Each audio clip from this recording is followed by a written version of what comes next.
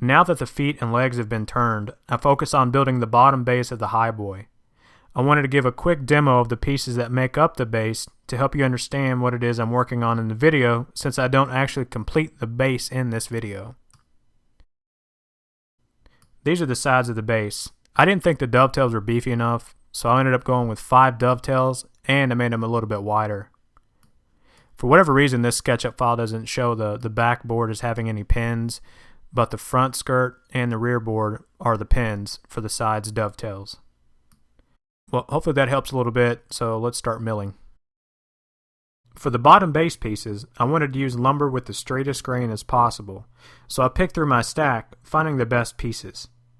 I'm using 5/4 walnut for this project because the case parts are 1 inch thick. With the board selected, I use chalk to draw lines where I need to cut, which will give me the best parts of the board. Next, I joint and plane the boards to 1 inch thick.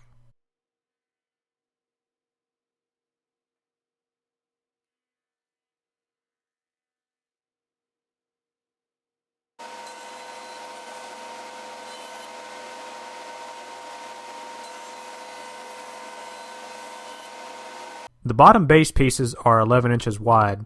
I didn't have any lumber that wide, so it's going to require me to glue up a couple of pieces.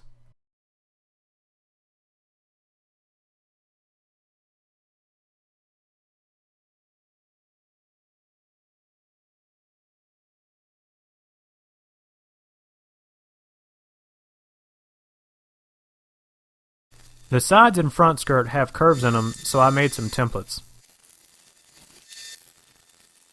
You'll notice that these templates are exactly half the width of the actual piece. I did this so I can put the piece on the wood, trace it, and then flip it to get a mirrored copy. I take the rough cut templates over to the spindle sander to sand the inside curves. For the areas I couldn't get with my sander, I used a rasp.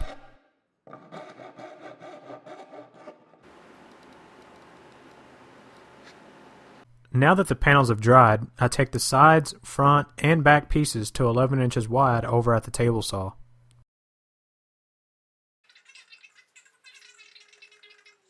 I trace one side and flip the template to get a mirrored curve.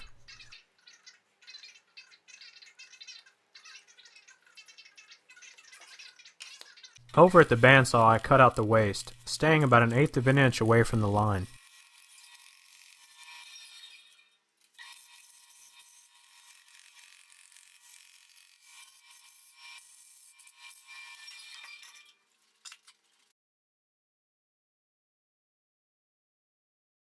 I'm using double-sided tape to stick the templates to the piece.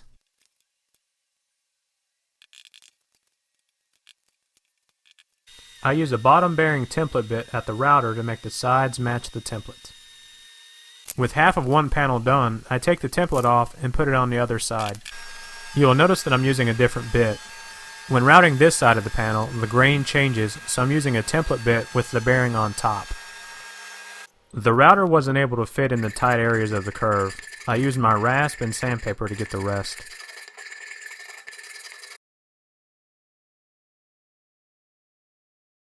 Next up was the front skirt. Just like the sides, I traced the template on, cut close to the lines with a jigsaw, and then used the template bits in the router. The width of the front panel was too wide for me to use my bandsaw to cut the waist out, so I had to use my jigsaw. For some strange reason, I forgot to record the process of me using the router bits on the front, but it's just the same as the side panels. Now it's time to cut the dovetails in the side. I'm scribing a line 1 inch from the top, which is the thickness of the boards. I'm laying out the dovetails. The sides will have 5 dovetails that are about 1.5 inches wide.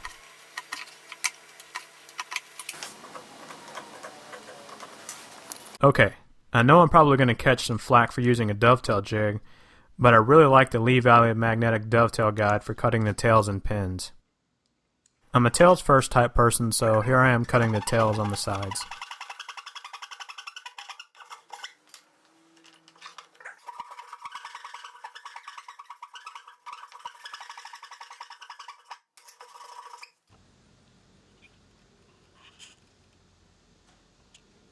With the tails cut, I used the bandsaw to remove a majority of the waste, making it easier for me to chisel to the line.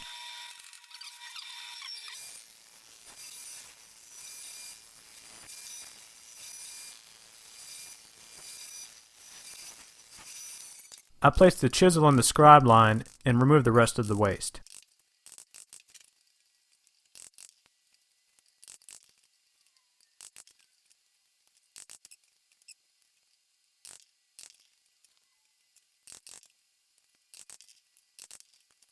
I chiseled down about halfway, flipped the board, and removed the rest of the waste from the other side.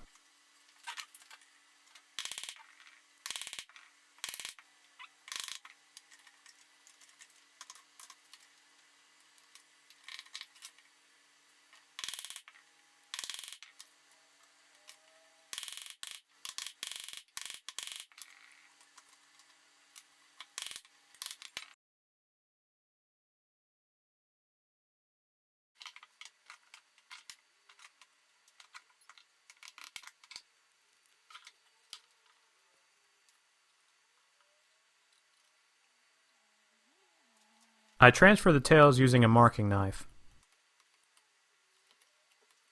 Now using the Valley jig, I cut the pins.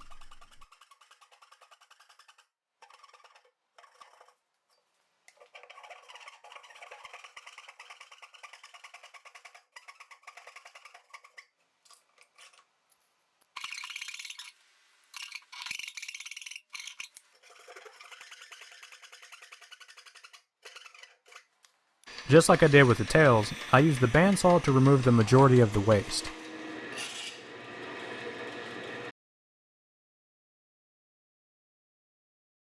I'm using a bearing-guided template bit to remove the rest of the waste on the pins.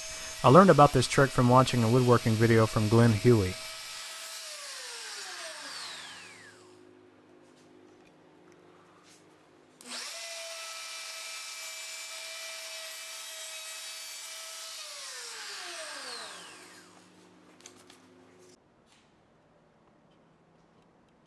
Glenn also mentions in this woodworking video that you can use a hacksaw blade to remove the rest of the wood that the router bit couldn't reach.